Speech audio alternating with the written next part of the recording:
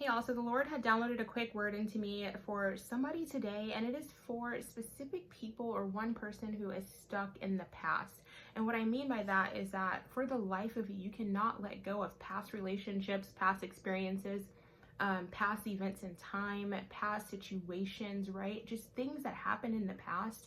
For the life of you, you cannot let it go. And I'm not talking about forgetting about these situations, right? Because we are supposed to remember them so that we can learn from them. If we forget them, how can we learn from them, right? But I mean letting go as in not letting them affect you anymore, and respecting that it's a part of a moment in time of who you were at one point, and that person led you all the way up into who you are today. It's a matter of respecting the process and respecting the situation that happened so that you can let go of it and move forward, right? But I'm not talking about forgetting about it, but I'm talking about a process of letting go of it. And it's some of you that are on here who for the life of you cannot let go of the past. And I want you to understand, and I want to explain to you that the inability to let go of the past is called unforgiveness. It's called unforgiveness.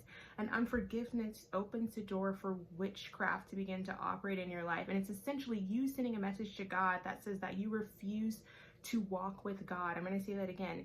You having unforgiveness in your heart is essentially you sending a message to God saying that you refuse to walk with God in the future. And it's Amos chapter 3 verse 3 that tells us, can two walk together except they be agreed, right? And it's 2 Corinthians chapter 5 verse 17, and I wrote it down here, that tells us the old things have passed away so that all things can become new. So that's really telling us that the past, the old things, the things that happened in the past, the things that no longer exist, right? The things that are not in your present and they're not in your future, they already happened. They have passed away so that all things can become new, right?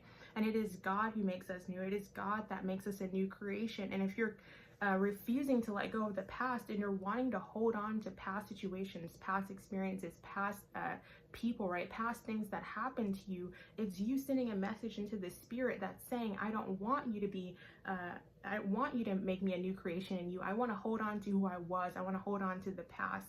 But it's 2 Corinthians chapter 5 verse 17 that tells us that you have to allow the old things to pass away so that you can become new and you can be made new.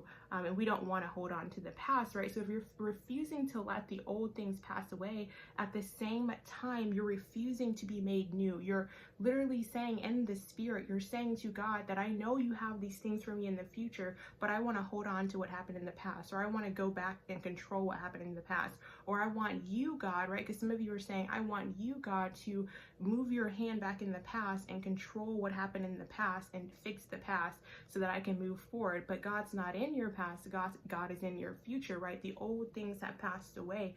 The old things are death, right? The old things have already died. God is in your future, right?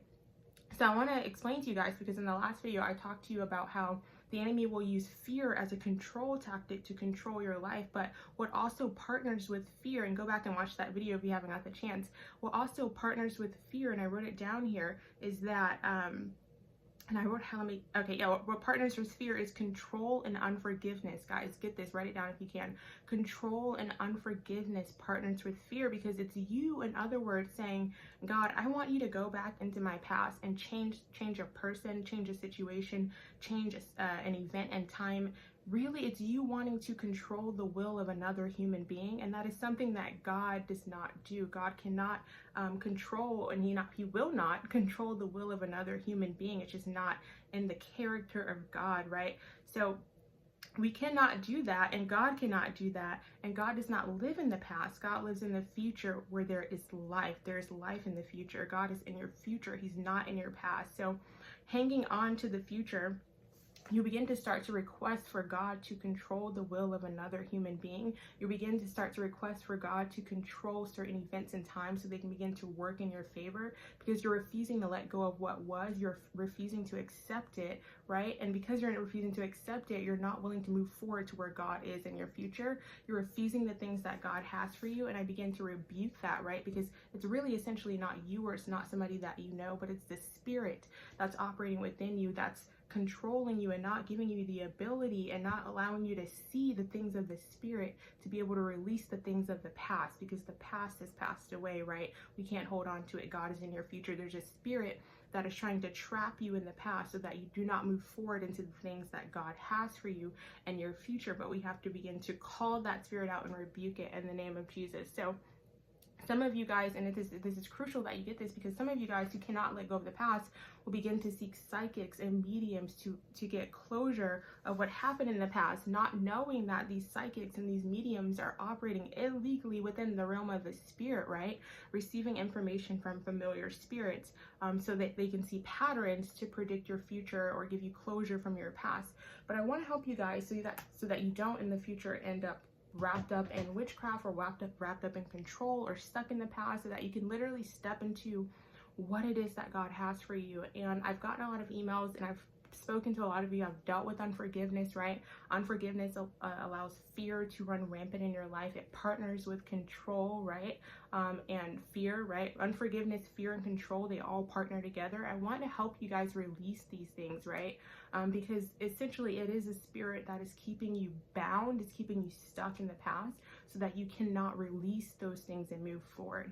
And I know that it's hard. I know that there are people who have wronged you. I know that there are people who have done things that are seems unmoral or immoral to you, that seems inhumane. I know there are people who really treated you bad, right? But I want to share with you guys an exercise that I actually do with one-on-one clients that do life coaching with me.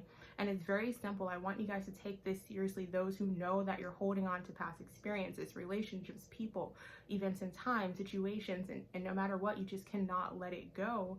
God needs you to let those things go, so that he can move you into places and new events in time, and new experiences in your future. So I want to help you release that. I want you to write a letter to your old self, and I want you to forgive yourself for all the things that you've done to yourself that may have necessarily changed you for bad or good, right? And I want you to write a letter to all of the people, or include those people in your letter that you felt may have wronged you or changed you for worse, right? People who have hurt you, times that you've hurt yourself. Put these things in the letter. And I want you to not write the letter to condemn yourself, right? Or to shame yourself, or to make yourself feel guilty, right? Because that's not of God. I want you to write the letter to forgive yourself and forgive those people, and have understanding in the love of God and the heart of God for those people and yourself, and have understanding that that's who you were at that point in time, and you needed to be that person at that point in time, and those experiences needed to happen at that point in time to get you to where you are now in life. If those things did not happen, then you wouldn't be where you are now in life. And God is a God of order, which means that everything happens in his divine order, which means that there is nothing that happens on this earth that is not outside of the sight of God. So write in the letter, give yourself forgiveness, give the people forgiveness, and then write goodbye at the end of the letter, so that you can let the old things pass away and become new in God.